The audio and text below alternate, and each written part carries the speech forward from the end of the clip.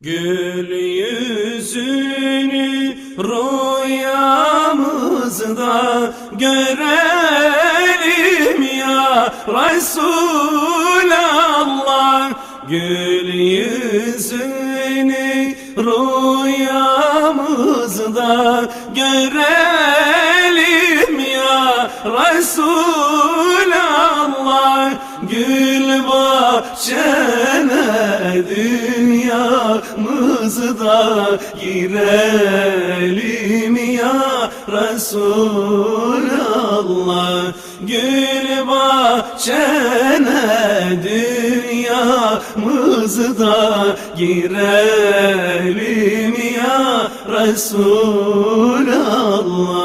Sensin gönüller sultanı, getiren yüce Kur'an'ı. Sensin gönüller sultanı, getiren yüce Kur'an'ı. Uğruna tendeki canı verelim ya Resulallah. Uğruna tendeki canı verelim ya Resulallah. Aşkınla yaşarır gözler, hasretinle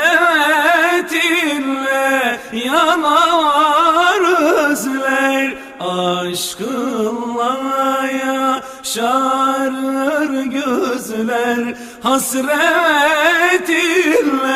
yanar özler. Mübarek Ravzana yüzler sürelim ya Resulallah. Mübarek Ravzana yüzler sürelim ya Resulallah.